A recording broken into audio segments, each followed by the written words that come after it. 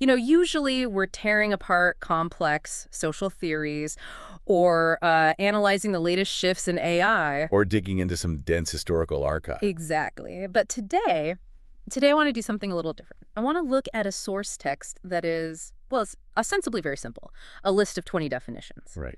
But it actually reveals something fascinating about how we map the physical world. It really does. We are looking at a structured guide to fruit. And before you roll your eyes and think, I know what a banana is, Which I'm sure some people are. of course. But you should consider this source material as a linguistic artifact.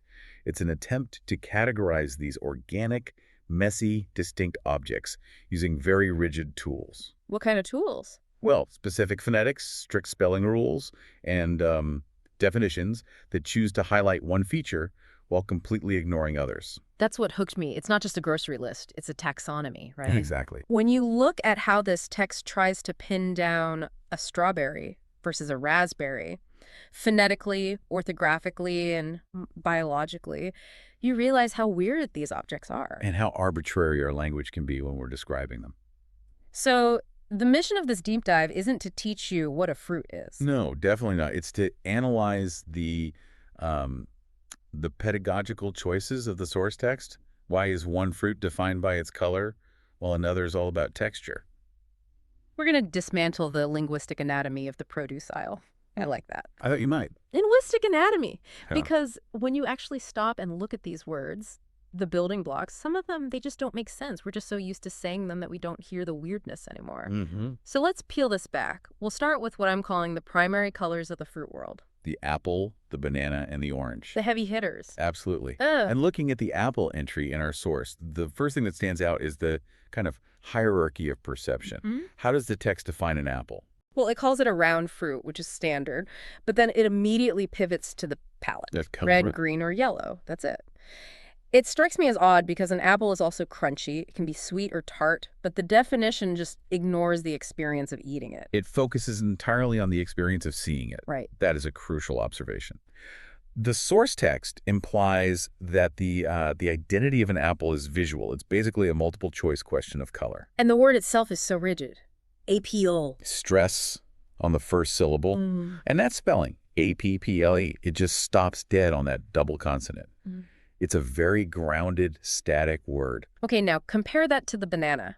The text shifts gears completely here. It does. It abandons color almost entirely to focus on geometry and texture. Long fruit, soft and sweet. Right. So if you were an alien reading this, you'd assume the most important thing about a banana isn't that it's yellow, No. but that it's distinct from the round apple because of its length and its tactile nature. It's an object you experience through touch softness. And the linguistics follow that softness, don't they? Banana is a flow. It's this rhythmic loop. Boo and a nu. It really is. And the spelling is just this perfect alternating current. B-A-N-A-N-A. It's fun to say. It creates a cadence. Unlike the hard stop of apple, banana feels like it could go on forever. It sort of mimics the shape Yeah. in a way long and curved Then we get the orange, and this is where the taxonomy gets a bit meta. because the fruit is the color and the color is the fruit. Exactly.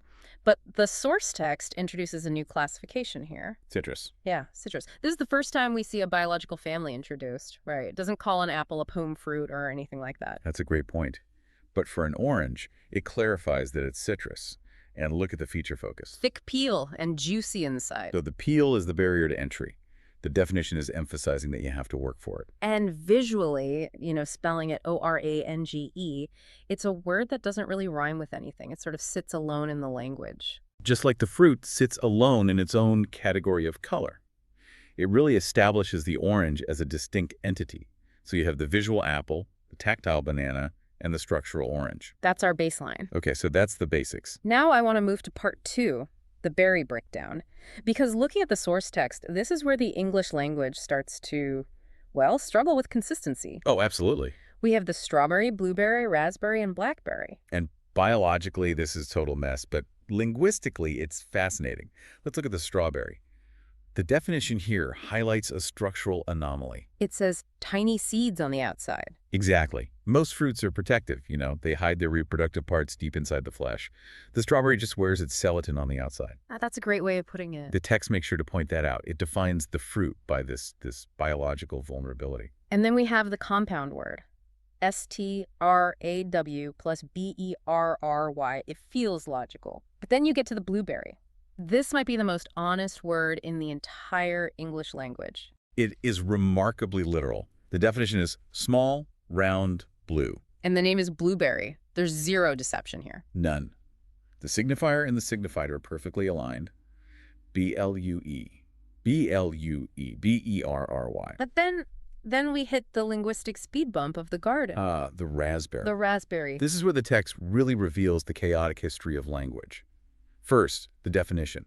It acknowledges the structure, made of many tiny parts. It's an aggregate fruit. Right. But the spelling is a trap. It's the silent P. R-A-S-P. It's like a fossil buried in the word. It is. The pronunciation guide explicitly tells you to ignore it. It says R-A-Z-B-E. Yet we're forced to write it. It feels like the text is gaslighting us. It's a vestigial limb of language. That P comes from an older root, rasp, implying a rough surface, but phonetically we've smoothed it out over centuries. So we just stop saying it. We stop saying it, but in orthography and spelling, we refuse to let go of the history. So we write raspberry and say raspberry. It's a great example of how spelling preserves history at the expense of logic. It really is. And it contrasts so sharply with the blackberry, which the text defines not by its structure, but by its habitat. Yes, this is the only one defined by its location. Grows on bushes. So the strawberry is defined by its seeds, the blueberry by its color, the raspberry by its aggregate parts, and the blackberry by where you find it. Exactly. Dark purple or black, growing on a bush. B-L-A-C-K-B-E-R-R-Y.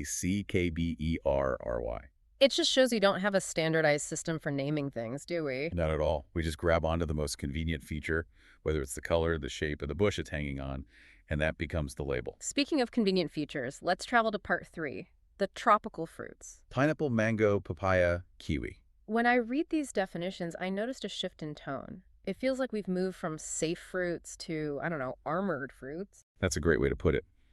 In the garden, the fruits are soft. In the tropics, the text emphasizes the barrier between the outside and the inside.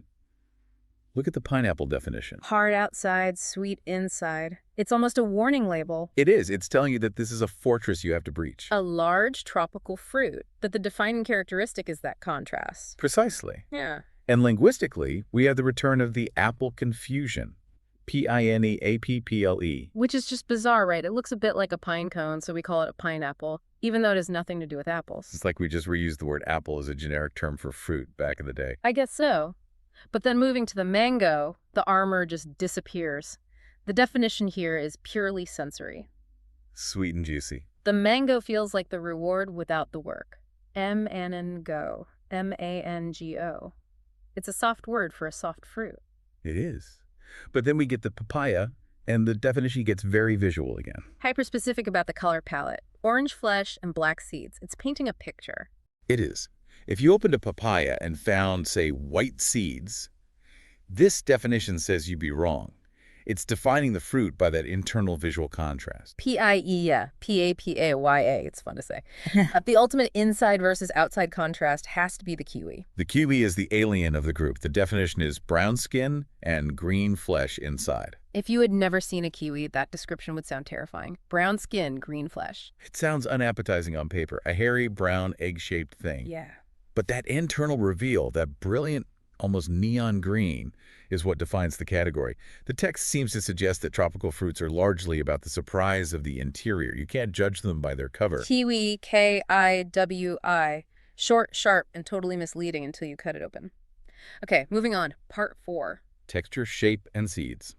This group, peach, pear, plum, pomegranate, cherry, grapes, feels like a study in geometry and, tactile experience. Let's start with the war between the peach and the plum. These are biologically very similar stone fruits, similar size, but how does the text distinguish them? Entirely by touch. The peach is defined by fuzzy skin. Peach. P-E-A-C-H. You cannot describe a peach without mentioning the fuzz. And the plum is defined by the negative of that. Smooth skin. P-L-U. A-shell-U-M. It's a binary distinction, fuzz versus smooth. That tactile quality is the entire identity of the fruit in this context. Then we have the pear. Now, the pear isn't defined by fuzz or smoothness. It's defined by its geometry. Round bottom and a narrow top. It's the only fruit definition that describes a silhouette. It's so distinct that pear-shaped has become an adjective for everything from body types to diamonds, P-E-O-R. And then we arrive at the pomegranate. If the blueberry is the easiest fruit, The pomegranate is the final boss. it is the challenge mode of fruits. Look at the spelling. Pomegrante. It's a marathon. And the definition reflects that complexity. It doesn't talk about flesh. It talks about multiplicity. Filled with many small red seeds. It's not a single thing. It's a container for hundreds of things. Exactly. The definition shifts from the fruit as an object to the fruit as a vessel. And pronunciation-wise, it's a mouthful. Granite. 4 syllables. It demands effort to say, just like it demands effort to eat. It does. Then we have the cherry, which feels like a relief after the pomegranate. Small, round, usually red, Chery. Very standard. But let's pause on the grapes, Yeah. because this is the only entry in the source where the definition relies on group dynamics. Right, grow in bunches. Every other fruit we've discussed is an individual.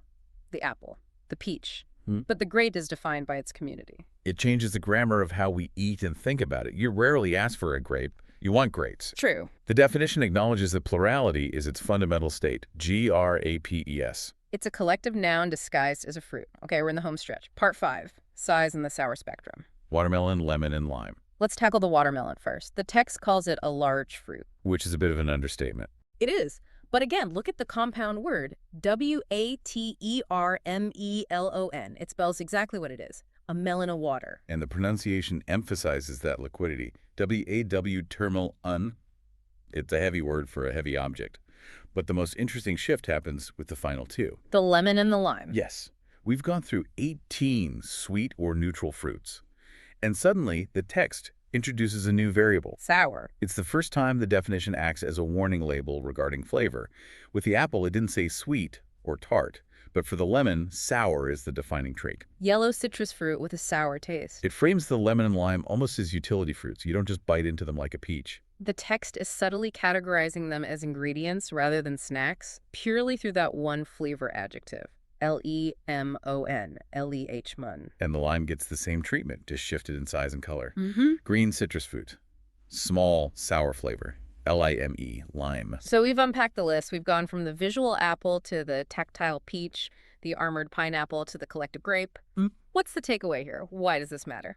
Well, if we step back, this list proves that our definitions of the world are not consistent. They're opportunistic. Opportunistic. How so? We define the blueberry by its color, because that's the most obvious thing about it. We define the peach by its texture, because the fuzz is weird and memorable.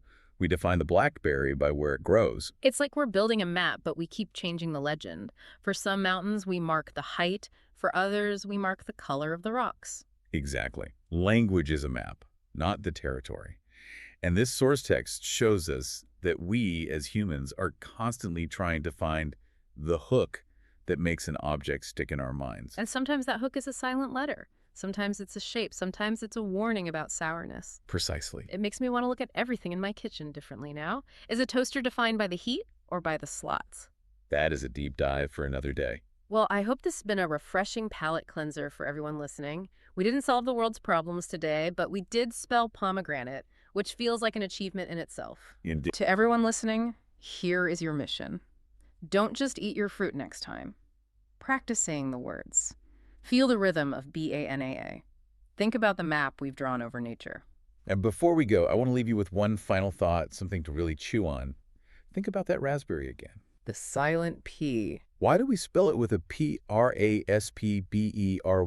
If the pronunciation guide explicitly tells us it's R-A-Z-B-E. It's a reminder that language, much like fruit, has layers to peel back. Sometimes there are seeds of history hidden inside that don't make sense on the surface, but they are there, waiting to be found. Thanks for listening.